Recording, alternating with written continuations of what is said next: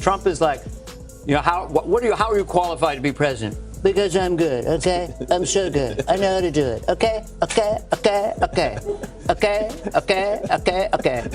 And Hillary... Have you ever wondered what would happen if someone mocked Donald Trump so perfectly that even his hairline retreated in protest? Well, Dana Carvey just did exactly that, and the aftermath is absolute gold. Picture a roast so brutal, it left Mar-a-Lago looking like a disaster zone. Trump didn't just lose his cool, he lost his mind. So what exactly did Carvey say that triggered the meltdown of the year? Stick around, because this impression turned into a full-blown Trump catastrophe you have to see to believe. People were talking, Cody, okay. Now, I do him very feminine, I don't know why. Well, yeah, a little bit of lotion, a little bit of chapstick. Imagine him getting a manicure. Okay, just go easy. Little hands, little tiny hands. Yeah. I'm not tiny down there. Yeah. What happens when a Saturday Night Live legend goes nuclear on Trump? It wasn't just an impression, it was a full sensory experience.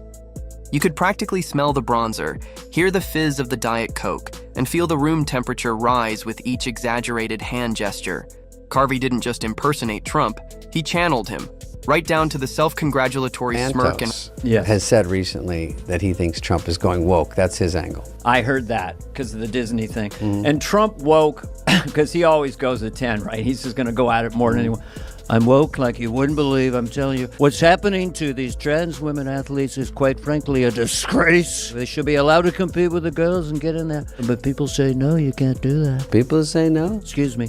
And I don't care if they're 6'3" with their hands and feet are like giant flippers. You got to put them in the pool. They got feet like kangaroos. It looks like they're wearing jet skis when they're walking around. These are 4-footers. Push them in the pool. Put them in the pool. reality warping confidence. If you're enjoying this, don't forget to subscribe.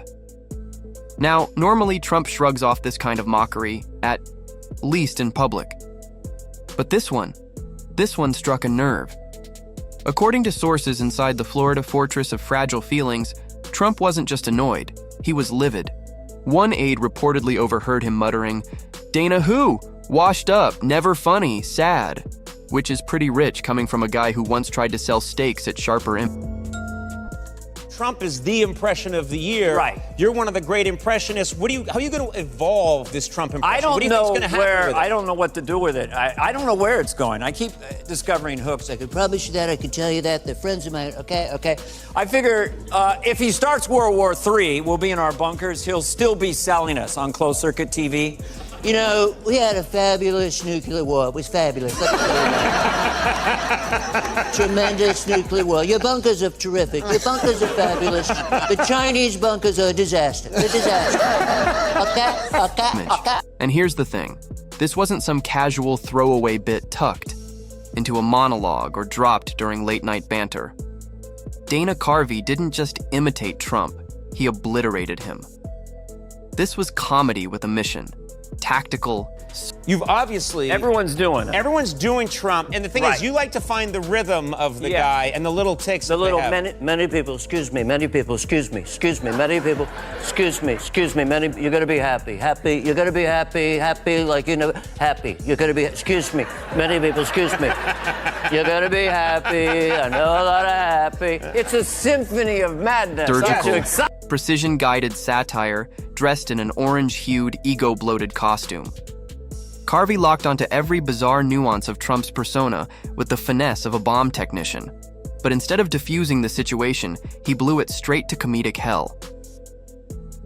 From the exaggerated self-congratulation to the ADHD-style detours, in his speech patterns, we're talking about tariffs, but did you know I got the most votes of any person ever who wears red ties? Carvey nailed it. All of it.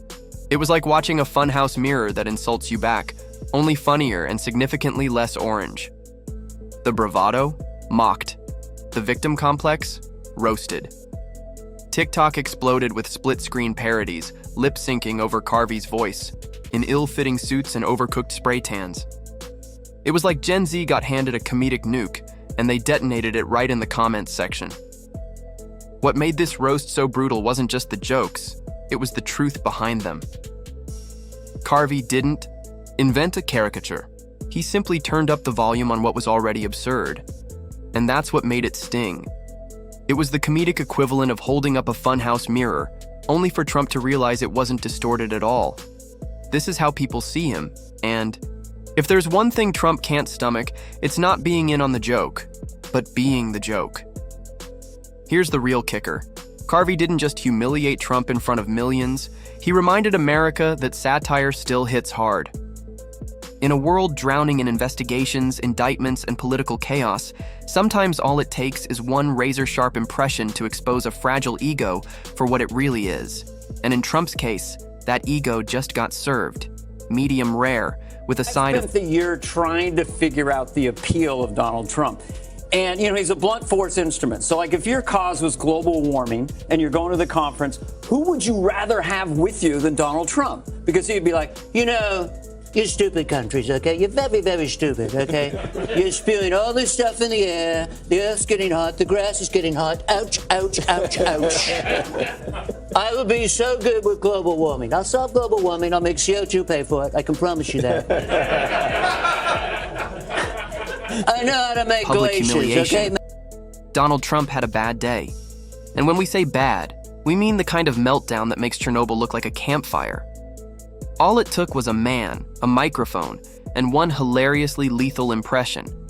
Dana Carvey. Yes, that Dana Carvey, Saturday Night Live royalty and the human.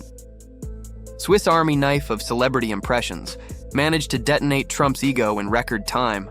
No subpoena, no indictment, just a few minutes of razor-sharp mockery, and boom, the spray tan went nuclear. You'd think Trump, a man who spent more time in front of cameras than a Kardashian on a Red Bull binge, would have developed some kind of thick skin by now. But nope, the thinnest-skinned billionaire this side of a soap bubble took a comedic jab and spiraled into full DEFCON orange. Mar-a-Lago staff reportedly had to hide the ketchup bottles. Again, and it all started innocently enough. Carvey doing what he does best, mimicking public figures with pinpoint precision. I just wanted to observe a few funny things because I'm watching New Trump. New Trump. When he says talk, he makes a very specific mouth. They've never seen it before. They've never seen anything like it. They never have. It's never happened before, quite frankly. All they do is talk. All they do is talk. Talk. They just talk. They just talk. Talk. They talk. This is the only time he makes this specific lips like this. All talk. Then he goes back normal. I don't know what they're doing, but all they do is talk. They talk. It's kind of when he went, China. All they do is talk. They're all talk. All they do is talk. All talk. Everything they do is talk. All they Attire do. sharp enough to perform surgery. But this wasn't just a fun impression. Oh no, Carvey went full scorched earth. He channeled Trump like a cartoon villain mashed up with a disappointed dad, a shady used car salesman, and a washed-up game show host, all rolled into one. It was like watching your childhood birthday clown finally go rogue and start exposing the entire circus for what it really is. A glittery disaster running on ego, Diet Coke, and pure delusion. The impression wasn't just funny, it was devastating. Because beneath the laughter, you could feel it. Carvey wasn't just mocking Trump's voice, he was mocking the absurdity of the entire act, the fake bravado, the endless grandstanding, the made-up words, the unshakable confidence of a man who couldn't spell honor without autocorrect, and even then, he'd still get it wrong. And Trump? Oh, he heard it. Maybe not live. His staff probably filters out anything above a second-grade reading level, but once the clip started spreading faster than his legal troubles, you could practically hear the steam hissing out of his ears. This is a man who once tried to buy Greenland, and yet... Frankly, let me tell you, you're going to be seeing a lot of it. That I can tell you. I mean, when you look at it and it didn't work out so great for so many of these people, and you're seeing it all over the place. Many people are saying, we're not those people. We don't do that, okay? So you look at what they're doing, you look at all of it, and people are very disappointed, like you wouldn't believe, because it's a terrible deal, really a bad deal. And we're going to be doing something very soon, and you're going to be happy. You're going to be seeing a lot of it. You're going to be happy like you wouldn't believe. He couldn't handle a few minutes of well-crafted satire, which, let's be honest, is probably the most intelligent attack he's faced all year. Sources close to Trump. And by that, we mean people still desperate to keep their jobs say he didn't take it well. Allegedly, there were grumbles about how Carvey was washed up and irrelevant, which is rich coming from someone who once held a press conference next to a landscaping company. Trump's idea of a clever comeback is usually just shouting, "wrong," like a malfunctioning Siri, so you can imagine how sophisticated this meltdown got. But here's the best part. Trump has a long, well-documented history of flipping out whenever comedians take aim at him. Alec Baldwin, Seth Meyers, Stephen Colbert. Heck, even that random kid on TikTok who mocked his dance moves probably got a cease and desist. It's a pattern, like clockwork. If you say something mean about Trump and people laugh, get ready for the toddler tantrum of the century. And Carvey? He didn't even go for the jugular. He didn't feel like you're going crazy with all the voices in your head? Yes. Yeah. No, I don't. I mean, I'm coming on to him. I mean, I'm still having fun with Trump. I did love the jokes. I mean, Trump teasing what he's going to do, and he's not making the announcement, is so funny to me. Yeah. Let me tell you, I'm going to be saying something very soon. We're going to say it, and we're going to do it, and we want to do it, and we're going to say things like you wouldn't believe. And many people say they don't want to see it. They don't like that, but we're going to do it anyway. We're going to do it. He has full arguments with himself. I know. bring up the 4 indictments, the hush money, or the classified documents stashed next to golf trophies.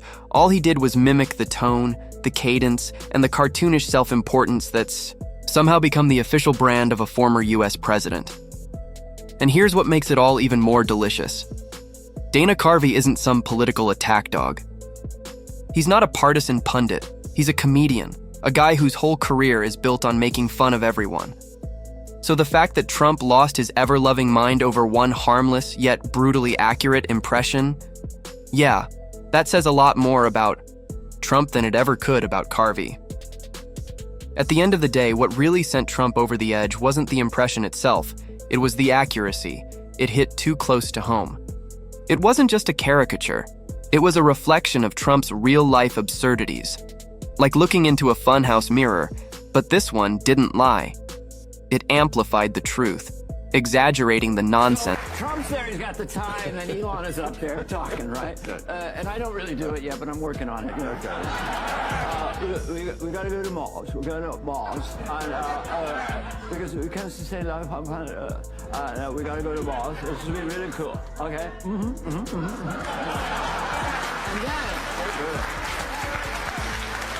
then they say, President Trump. And Trump goes, what he said. What he said. He's a smart cookie. He's a tough cookie. He's a cookie monster. This one, he's smart. Everybody talks about it. He's like, shit so hard. Excuse me. In a way that only Trump could truly appreciate. As the ultimate insult. Let's not forget, this is a man who still claims he won an election he lost, thinks windmills cause cancer, and once suggested people inject bleach to fight viruses. A man who genuinely believes he's the most persecuted person on Earth, despite owning more properties than Monopoly. Meanwhile, the American public got exactly what they desperately needed. A reminder that satire is alive, well, and still the sharpest weapon for making sense of a reality show presidency gone rogue. Because let's be honest, after years of political chaos, indictments, scandals, and enough lies to fill a presidential library made entirely of fiction, we need Dana Carvey now more than ever. We need that comedic scalpel, one that slices